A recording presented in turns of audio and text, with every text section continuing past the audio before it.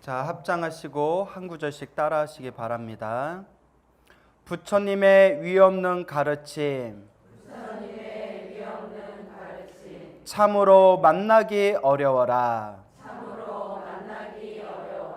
지금 보고 듣고 만났으니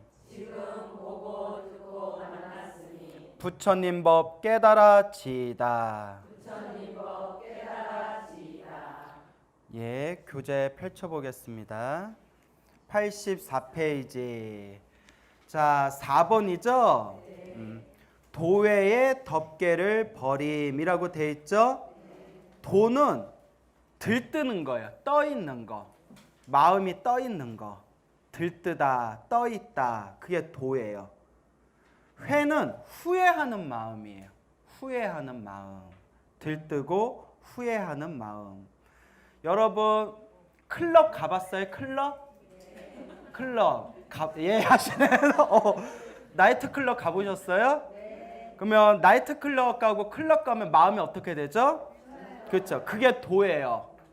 그런데 밤새도록 술 마시고 집에 와서 자고 일어났더니 막 숙취로 머리가 깨질 것 같아요. 후회심이 일어나죠. 아이 하는 후회심. 그게 회예요. 비유가 그럴듯한가요? 도회의 덮개를 버리는 것이다. 도거에는 들떠서 흔들리다 라고 돼 있죠. 도거. 들뜸에는 세 가지 종류가 있다. 첫째로 무엇의 도거? 몸의 도거이다. 몸이 즐겁게 놀면서 내달리거나 여러 가지 잡다한 희롱과 해악, 장난이죠. 희롱과 해악, 장난을 좋아하며 앉아서는 잠시도 안정하지 못하는 것이다. 이게 바로 도거예요. 우리 보면 정신이 좀 불안정한 사람들 보면 계속 그 몸을 흔드는 사람들이 있어요. 손을 가만히 있지 못하고 막 움직이고 막 자꾸 뭘 적고 막 어쩔 줄 몰라 하는 사람이 있거든요. 그런 거 주변에서 좀 보셨죠? 몸의 도거가 강한 경우예요. 먼 전생의 원숭이일 확률이 높아요. 네, 원숭이들이 가만히 있질 못하잖아요. 둘째로 입의 도거이다. 입으로 가만히 있지 못하는 거예요. 시가를 읊는 것을 즐겨 좋아하고, 그러니까 시나 노래를 읊는 것을 좋아하고 입을 가만히 두지 못하는 거예요. 사람들끼리 만나면 꼭 시비를 다투고 무익한 희론과 무익한 희론, 이익이 되지 않는 희론이라는 것은 그런 떠있는 이야기들을 뜻해요. 무익한 희론과 세속의 언어 등을 즐기는 것이다. 그래서 입으로는 가만히 있지 못하는 것. 셋째로 마음의 도거이다. 마음이 이제 떠 있는 거죠. 마음이 감정에 이끌려 방종하여 뜻을 반연하면서, 뜻을 반연하다는 것은 반연은 이제 집착의 다른 표현이라고 보시면 돼요. 그것에 이제 집착하면서 마음이 감정에 이끌리고 방종하다. 방종하는 것만 이리저리 날뛰다라는 뜻이죠. 이리저리 날뛰고 뜻을 반영하면서, 그러니까 이제 내 생각, 뜻에 집착하면서 문의, 문학이죠. 문학이나 예술, 세간의 재주 혹은 기술, 모든 나쁜 각관 따위를 생각하는 것을 일러 모조리. 그러니까 돛 닦는 거 외에 모든 생각은 다 무엇이라고 한다? 마음의 도거라고 한다. 그 여기 각관이라고 돼 있죠? 각관은 밑에 11번 각관 돼 있죠?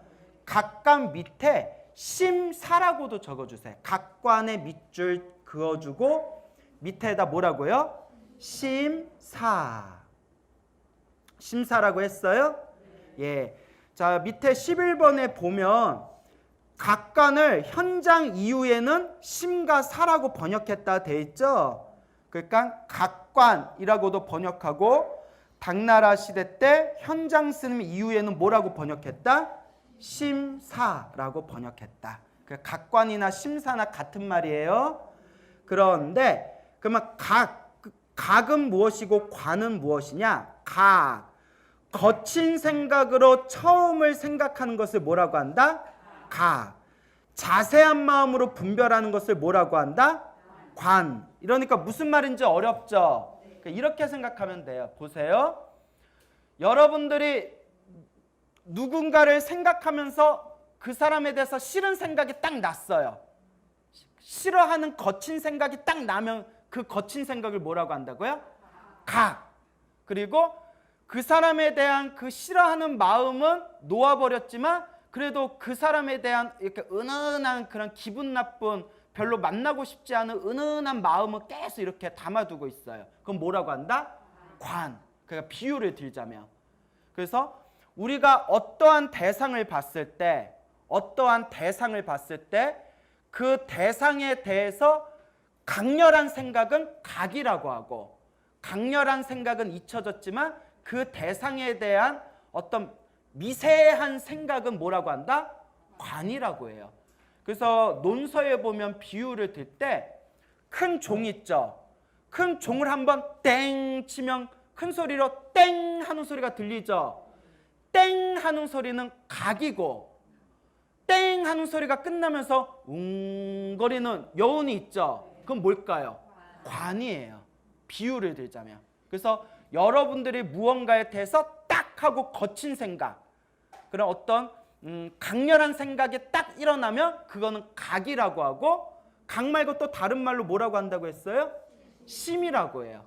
그리고 강렬한 생각은 잊혀졌지만 은은한 미세한 생각이 흘러가는 것은 뭐라고 한다? 관이라고 하고 또 뭐라고 번역한다? 사라고 번역합니다. 알겠습니까? 그러면 여러분들이 우리가 명상수행 같이 할 때 느낄 거예요. 명상수행을 딱 할 때 무언가가 딱 생각이 났어요. 무언가가 딱 생각이 났을 때 그는 뭐가 될까요? 각이 돼요. 그리고 무언가가 생각이 딱 나서 그 생각을 놓아버렸지만 계속 그 생각이 은은하게 자꾸 내 생각 속에서 머무르면 뭐가 될까요? 관이 되는 거예요. 그러니까 이거는 명상수행을 하다 보면 내가 일어나고 사라지는 생각 중에서 강렬한 생각이 있고 그 밑에 흐르는 미세한 생각들이 있어요. 요거는 이제 내 마음을 자꾸 관찰하다 보면 이해되어지게 되겠죠.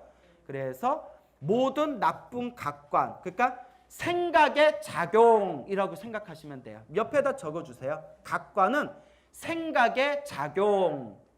생각의 거친 작용은 뭐라고 하고? 각. 생각의 미세한 작용은 뭐라고 한다?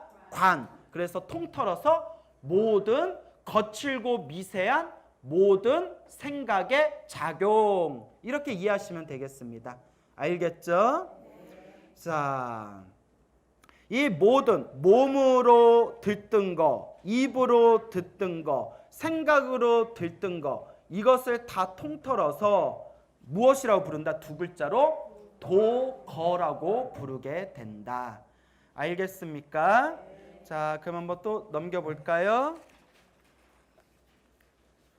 이 들떠 있는 도거의 법은, 들떠서 흔들리는 도거의 법은 출가한 사람, 여서 출가한 사람은 우리 스님들처럼 머리를 깎은 분들을 포함해서 수행하는 사람을 다 통틀어서 표현하는 거예요. 수행자의 마음을 어떻게 한다? 파괴한다. 수행자의 마음을 파괴한다. 사람의 마음을 거두어들여도 가히 무엇에 들 수 없는데 선정. 몸과 마음이 고요해진 경지를 뭐라고 한다고 했죠? 선정이라고 한다고 했죠? 몸과 마음이 고요해진 경지. 선정에 들 수 없는데 하물며 들떠서 흔들리고 산란하면 어지럽다는 뜻이죠. 산란하면 어찌 무엇에 들 수 있겠는가? 어떻게 선정에 들 수가 있겠냐? 못 들어간다는 뜻이겠죠. 항상 들떠 있으면. 들떠 흔들리고 산란한 사람은 자, 마치 술 취한 코끼리에 무엇이 없는 것 같아서 갈고리가 없는 것과 같아서. 그러니까 우리로 표현하면 황소에 뭐가 없는 것 같아서 곱비가 없는 것 같아서 황소에 곱비가 없는 것 같아서 코끼리에 술 취한 코끼리를 다스리려면 갈고리가 있어야 되는데 갈고리가 없는 것 같아서 콧구멍을 꿰지 않은 낙타와도 같아. 뭐 할 수가 없다? 내 마음을 조절할 수가 없다. 나 자신을 조절할 수가 없다. 그래서 개송에 설한 것과 같다. 그대가 이미 머리를 깎고 물들인 옷을 입었으며, 머리를 깎았다는 건 삭발을 뜻하죠. 삭발. 물들은 옷을 입었다는 것은 이제 승복, 회색 승복을 뜻하는 거겠죠. 혹은 인도에서는 요 가사를 여러분들이 입고 있는 옷을 시주받아 가지고 거기를 이제 스님들이 입는 복장으로 만들어서 요거를 이제 물을 들여요. 그래서 물들이는 거, 가사에 물들인 거, 스님을 상징하는 복장이겠죠. 무엇을 손에 들고? 바루를 손에 들고, 바리떼, 바루를 손에 들고 걸식하고 다니거늘.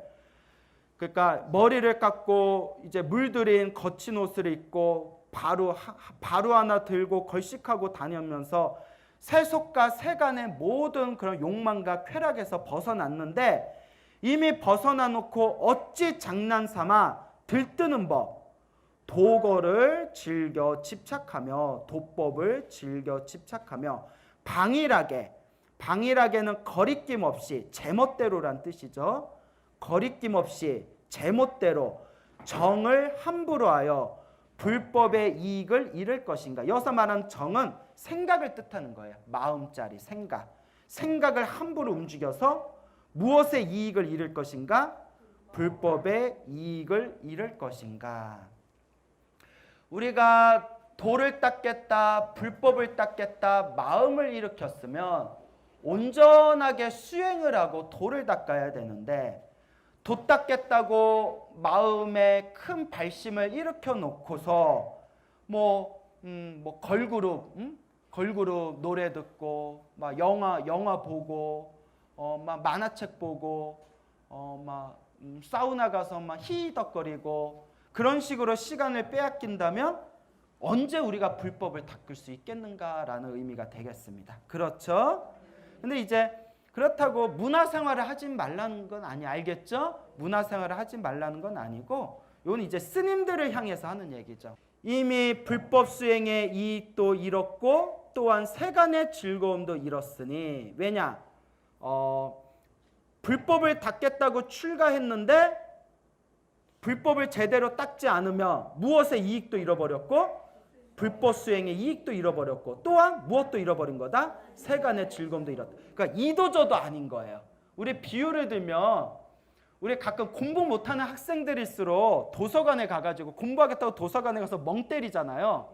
그러면 노는 것도 아니고 공부하는 것도 아니고 남 얘기 같지 않죠? 그래서 이도 아니고 저도 아닌 거. 그러니까 이왕 불법을 만나서 수행한다면 제대로 한번 수행해봐라 라는 의미가 되겠죠. 그 잘못을 이미 알아차렸다면 마땅히 급히, 이것이 뭘까요? 도거죠. 도거 들뜨고 이렇게 흔들리는 헛된 마음을 버려야 된다라는 의미가 되겠습니다. 자, 지금 여기까지는 도회 중에서 뭐에 대해서 얘기한 걸까요? 도에 대해서 얘기한 거야. 이제 밑에 부분부터는 회에 대해서 나옵니다. 회. 뉘우침이라는 것은, 뉘우침하면 약간 우리가 좀 뉘앙스가 헷갈려요. 후회라고 파악하면 돼요. 후회. 여러분, 후회는 잘 보세요. 후회하는 마음은 수행하는데 도움도 되고 수행하는데 방해도 된답니다. 왜 도움이 되냐? 후회하는 마음 때문에 스스로 부끄럽고 반성하고 참회하면서 그 후회심 때문에 내가 이제 이 짓은 다시는 안 하리라 라는 마음을 일으키기 때문에 수행하는 데 도움이 된대요. 후회하는 마음이. 그런데 후회하는 마음은 또 수행에 방해가 된답니다. 왜냐? 수행할 때마다 그 후회하는 마음이 자꾸 밀려와서 그게 번뇌로 작용해가지고 수행하는 데 자꾸 어려움을 준다는 거예요. 어떤 영화에 보면 이런 게 나와요. 어떤 여자였는데 여자가 과거의 잘못 때문에 남편이 죽어요. 자기의 어떤 말실수 때문에. 남편이 죽으니까 그거에 대한, 내가 남편한테 왜 그런 말을 했지? 왜 남편한테 그런 짓을 했지? 라고 후회하고 자책감에 휩쓸려서 그걸 극복하지 못하고 막 그냥 남자 관계를 문란하게 가지면서 스스로 자기 파괴를 하면서 그런 어떤 스스로를 막 힘들고 괴롭게 만드는, 그걸로 이제 남편에 대한 그런 어떤 미안함과 괴로움을 그걸로 막 속죄하는 그런 어리석은 캐릭터의 그런 여자 주인공이 나오는 영화가 있었어요. 요게 후회감을 잘못 사용하는 어떤 하나의 그 사례가 될 수가 있겠죠. 그래서 여러분들도 마음에 어떤 후회심이 들면 그 후회심 때문에 스스로 파괴하는 마음, 자기를 파괴하거나 스스로를 자책하는 마음에 빠지지 말고, 후회하는 마음이 들면 그 마음을 어떻게 승화시켜야 된다? 내가 이 후회심을 가지고 더 선업을 짓고 공덕을 지어서 내가 실수한 이 잘못을 어떻게든 내가 선업과 공덕으로 그것을 극복해 나가겠다라는 마음을 가지셔야 됩니다. 알겠습니까? 자, 그래서 그게 참 중요해요. 자, 뉘우침, 후회라는 것은, 뉘우침, 후회가 능히 무엇을 이루는 것이다? 덮개. 무엇의 덮개죠? 내 깨끗한 마음을 덮어버리는 거, 내 수행을 덮어버리는 거. 만약 도거에 들떠서 흔들리는 거, 앞에서 배운 도거에 뉘우침이 없다면, 그러니까 후회심이 없다면, 도회 중에서 회가 없고 도만 있다면 아직 덮개가 아니다. 아직 덮개가 아니다. 우리가 지금 배우는 게 5개잖아요. 5가지 덮개. 그렇죠. 5개를 배우고 있는데 5개 중에서 하나가 도회잖아요. 그렇죠. 도거와 후회인데, 후회가 없고 도거만 있을 때, 그 들떠서 흔들리는 것까지는 덮개라고 한다, 안 한다? 덮개라고 안 한다. 도거에 뭐가 함께 있어야? 후회, 회가 같이 있어야, 뉘우침이 함께 있어야 무엇을 이루게 된다? 덮개를 이루게 된다. 왜냐하면 도거에 있을 때는 아직 연 가운데 있는 것이 아니기 때문이다. 이거 말이 좀 어렵죠? 자, 연에다 동그라미. 우리가 연은 조건이란 뜻이에요. 조건. 뭐라고요? 예. 그러니까 이렇게 해석을 해봐요. 왜냐하면 도거, 회가 없이, 후회가 없이 도거만 있을 때에는 아직은 연을 뭐라고 하라고 했어요? 그래서 덮개가 될 만한 조건 가운데 있는 것이 아니다.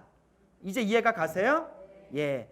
도거와 후회가 함께 섞여서 도회가 되어야 덮개가 될 만한 조건이 되는데, 도거만 있을 때는 아직 무엇이 될 만한?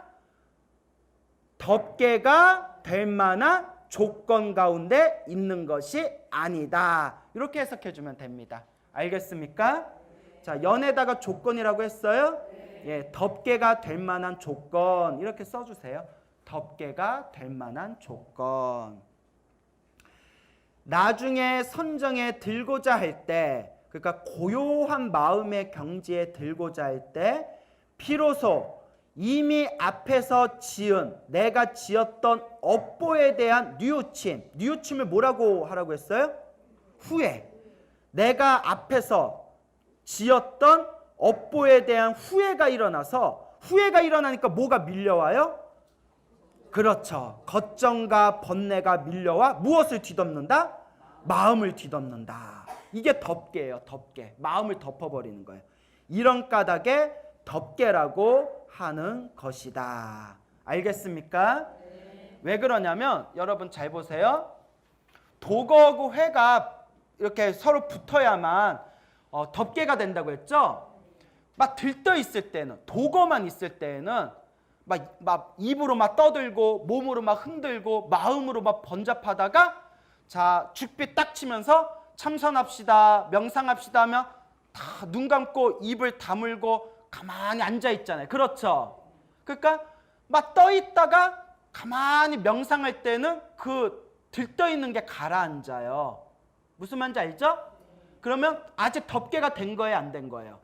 덮개가 안 된 거예요. 그런데 들떠 있다가 눈 감고 가만히 앉아 있는데 여기까지는 괜찮아요? 갑자기 내면에서 뭐가 올라와요? 내가 과거에 지었던 업보에 대한 후회감이 막 밀려오는 거예요. 아, 내가 그때 왜 그랬지? 아, 내가 그때 그 사람한테 왜 그랬지? 내가 왜 그런 짓을 왜 했지? 막 이런 막 번뇌가 막 계속 일어나다 보니까 염불이나 명상 수행에 집중하지 못하고 내 마음이 어떻게 돼요? 후회심에 의해서 걱정과 번뇌가 덮이게 되는 거예요. 그래서 도거만 있을 때는 덮개라고 한다, 안 한다? 안 한다. 도거와 함께 무엇이 붙어 있어야? 후회. 그래서 도회가 되어야 마음의 덮개라고 하는 것이다 라는 내용이 되겠습니다. 이렇게 같이 읽어보니까 어렵지 않죠? 예. 다만 뉘우침에는 후회에는 두 가지 후회가 있다. 첫째는 도거로 인하여 나중에 후회가 생기는 것으로 위에서 설한가와 같다. 자, 도거로 인하여 나중에 후회가 생기는 것으로 위에서 설한가와 같다. 이것은 무슨 말이냐면 도거는 몇 가지 도거가 있다고 했죠? 세 가지 도거가 있다고 했죠. 몸으로 들뜨고 입으로 들뜨고 마음으로 들떴던 그 업보가 선정에 들려고 할 때 내가 몸으로 그런 짓을 왜 했지? 입으로 그런 말을 왜 했지? 생각으로 그런 생각들을 왜 했지? 라는 후회심이 생기는 앞에서 표현되었던 내용입니다. 무슨 말인지 알겠습니까? 자, 그래서 앞에서 설명한 거. 둘째는 무거운 죄업을 지은 사람은 항상 어떤 생각을 품은 것 같다? 두려워하는 생각을 품은 것과 같으니 뉘우침의 화살이 마음속에 쏙 들어와서 박히며 뽑아낼 수가 있다 없다? 뽑아낼 수가 없다. 여러분들이 살면서 엄청나게 무거운 죄업을 지었을 때 그게 그 죄책감이나 후회심이 마음에 사무쳐가지고 뽑아내기가 너무나 힘든 거예요. 자, 그래서 개성에서 설한 것과 같다. 자, 이거 이제 잘 들어보세요. 마땅히 짓지 말아야 할 것을 지었고 마땅히 지어야 할 것을 짓지 않으면 이라고 돼 있죠. 자, 마땅히 짓지 말아야 할 것을 짓고 밑줄자 그걸 1번이라고 해주세요. 몇 번? 1번. 밑에 마땅히 지어야 할 것을 짓지 않으면 이거는 2번. 밑줄자 2번. 1번, 2번 했어요? 후회와 번뇌의 불길에 태워져 후세에는 어디에 떨어진다? 악도, 악한 세상에 떨어진다. 마땅히 짓지 말아야 할 것을 지었다. 1번 하셨죠? 이거는 악업을 지었다는 거예요. 하지 말아야 할 것을 지었다. 그 다음에 2번 마땅히 지어야 할 것을 짓지 않았다. 이것은 무엇을 안 지었다? 그렇죠. 지어야 할 선업과 공덕을 안 지었다는 거예요. 악업은 자꾸 짓고 선업은 짓지 않으니 번뇌의 불길에 떨어져 태워져 어디에 떨어진다? 악도에 떨어진다. 그런데 여러분 불교는 지식의 종교가 아니에요. 우리가 이렇게 경전 공부하고 부처님의 말씀을 공부하는 것을 머리로 지식으로 받아들이면 안 돼요. 무엇으로 받아들여야 된다? 그렇죠. 마음으로 받아들이고 실천의 행으로 나아가야 됩니다. 우리가 앞으로 공부하면서 여러분들 느끼겠지만 팔만대장경 대승경전의 마지막 핵심 원리는 육바라밀이에요. 무엇이다? 결국 우리가 공부하는 모든 경전 공부는 육바라밀을 하는 방법에 대한 매뉴얼이에요. 그래서 항상 짓지 말아야 할 악업은 짓지 말고 마땅히 자꾸 지어야 할 선업은 어떻게 해야 된다? 자꾸 지어 나가야 된다라는 것을 명심하시기 바랍니다. 알겠습니까? 네. 만약 사람이 죄를 능히 뉘우치면 뉘우치고 난 다음에는 다시 뭐 하지 말아라? 근심하지 말아라. 야, 만약 사람이 죄를 지었는데 여기서 이제 죄를 후회한다면 자, 후회하고 난 다음에는 진실한 마음으로 그것을 뉘우치고 뭐 하지 말아라? 근심하지 말아라. 어떤 후회하는 마음이 생겼으면 내가 다시는 그걸 짓지 말아야지라고 결심한 뒤에는 더 이상 그거에 자책감을 가지지 말고 그것에 끄달리지 말아라. 과거는 과거로 끊어버리고 선업과 공덕을 짓는 길로 끊임없이 정진하라라는 의미가 되겠습니다. 이와 같으면 마음이 어떡하리니? 안락하리니. 마땅히 항상 생각하여 자 무엇하지 말아라? 무엇에 집착하지 말아라? 내가 지은 그 후회하는 마음, 자책하는 마음에 더 이상 집착하지 말고 집착할 시간에 차라리 무엇을 더해라? 그렇죠. 선업과 공덕을 더 쌓아나가라 라는 의미가 되겠습니다. 두 가지의 뉘우침이 있는 것과 같으니 만약 마땅히 지어야 할 것을 짓지 않았거나 1. 앞에서 우리가 1, 2 한 거 있죠? 예.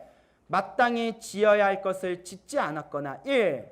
마땅히 짓지 말아야 할 것을 짓는다면 2. 여기서 이제 지어야 할 것을 짓지 않았다. 선업을 짓지 않았다는 거고요. 하지 말아야 할 것을 하였다. 이거는 그렇죠. 악업을 지은 거겠죠. 이것이 바로 누구의 모습이다? 어리석은 사람의 모습인데 이게 남 얘기가 아니에요. 누구 얘기예요? 우리 얘기야. 이게 우리 얘기예요. 하지 말아야지 하면서 또 해. 해야지 하면서 안 해. 그래서 우리 중생이 이와 같이 윤회하는구나.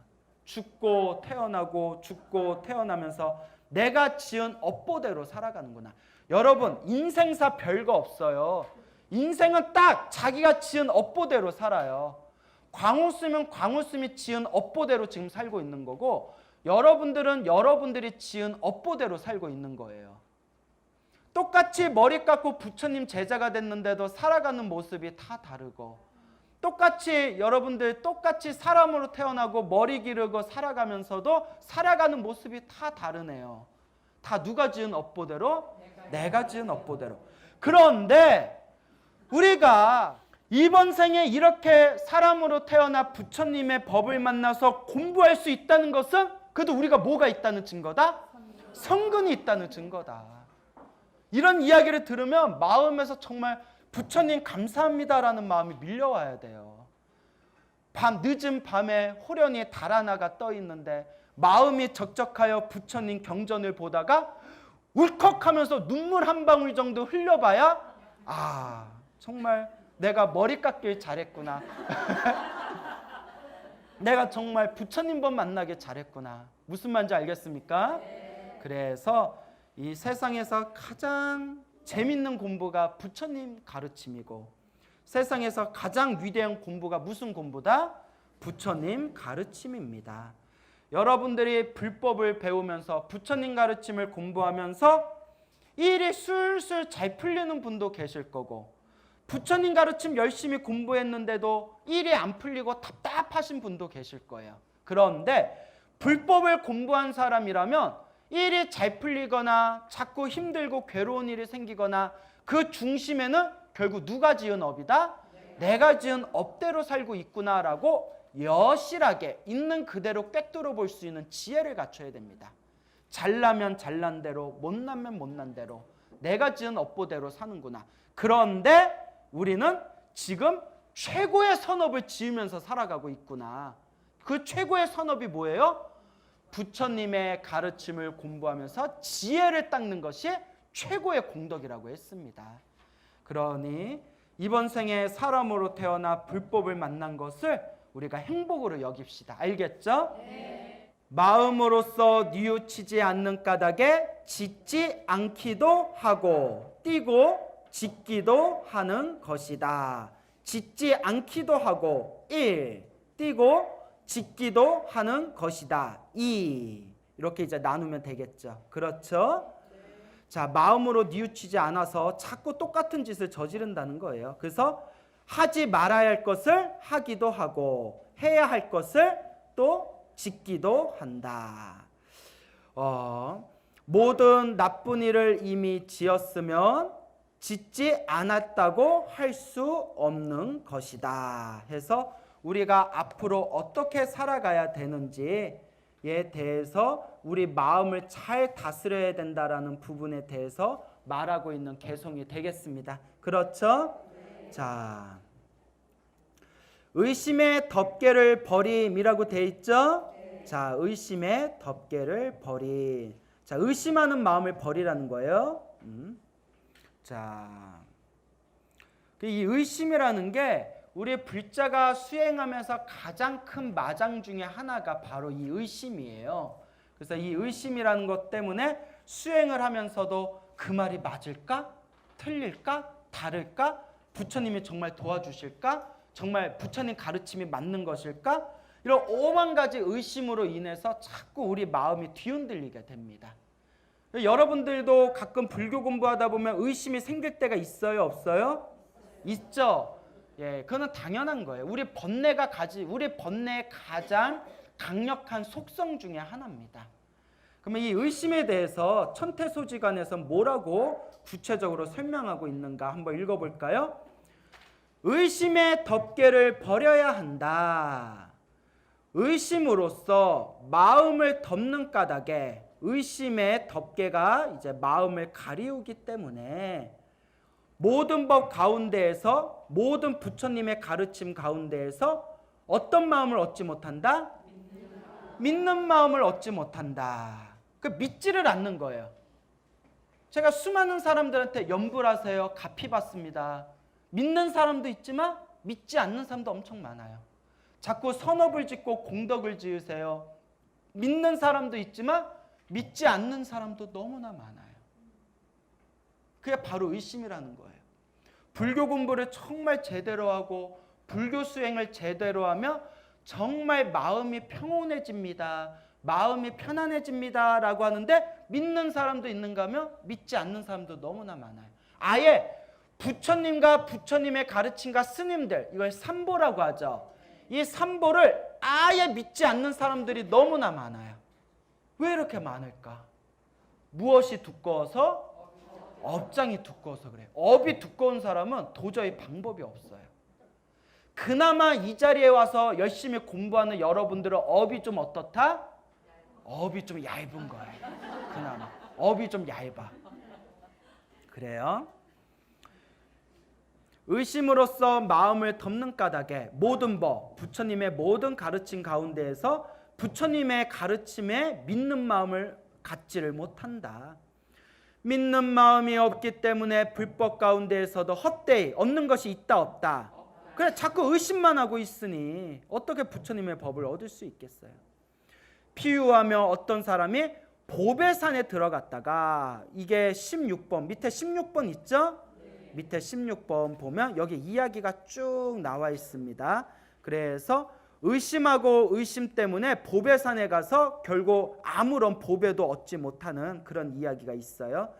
그래서 어떤 사람이 보배산에 들어갔어도 그 의심하는 그런 마음 때문에 의심하는 여우 같은 마음 때문에 결국은 보배를 얻지 못했듯이 만약 손이 없으면 능히 뭐 할 수 없는 것 같다?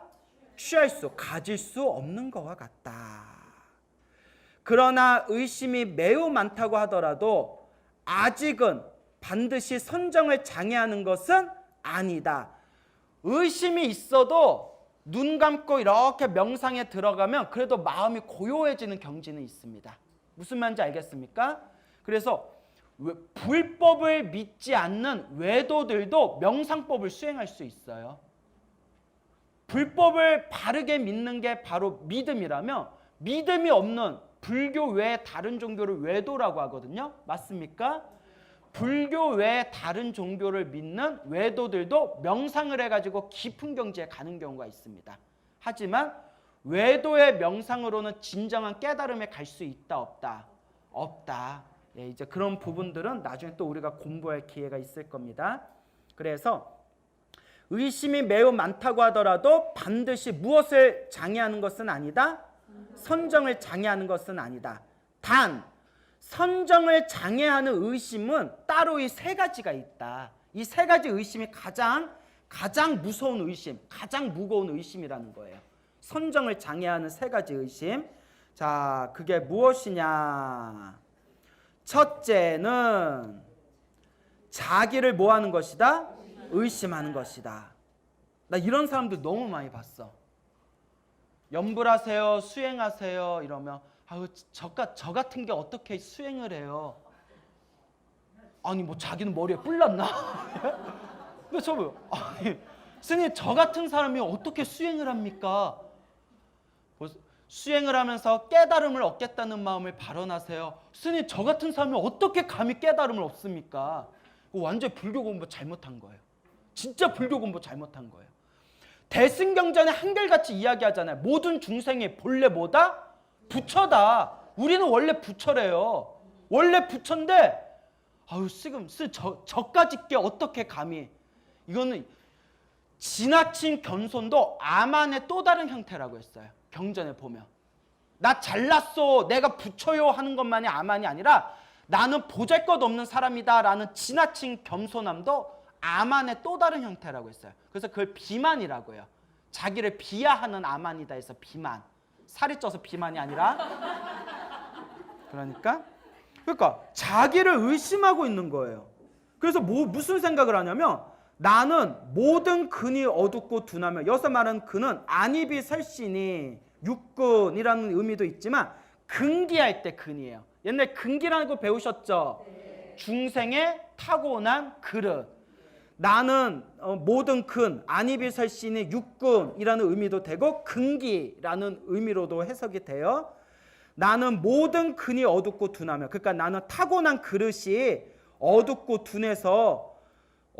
둔하며 또 지금까지 지었던 죄 업보가 너무나 더럽고 깊고 무거우니 그 사람이 아니지 않은가. 여기서 말하는 그 사람은 선정을 닦는 사람들을 포함해서 내가 저 사람들과 같지 아니하지 않은가. 그러니까 자기를 비하하고 있는 거예요. 스스로 이같이 의심을 지으면서 아우 나같이 못난 사람이 저 사람들처럼 어떻게 닦을 수 있겠어 하면서 끝내 선정의 법을 일으킬 수가 없는 것이다. 만약 선정을 닦고자 한다면 마땅히 자기를 뭐하게 여기지 말아야 된다? 가볍게 여기지 말아야 된다. 과거 전생에서부터 우리가 지었던 성근이란 헤아리기가 어렵기 때문이다. 그러니 이미 이번 생에 부처님 법을 만났다는 것 자체가 이미 다 무엇이 있는 사람들이다? 성근이 있는 사람이에요. 왜 스스로를 비하하세요? 그래서 우리가 경전 강의 요거 마치고 나면 30분 동안 명상 수행 하잖아요. 그게 굉장히 중요한 겁니다. 우리 이렇게 주변에 보면 딱 경전 공부만 하고 명상 수행은 안 하는 데가 있고, 그렇죠? 또 명상 수행만 뒷다 시키고 이런 어떤 부처님의 경전 공부는 집중적으로 안 하는 곳이 있거든요. 그래서 제가 20년 동안 많이 고민하면서 느낀 게 두 가지를 함께 해야 된다.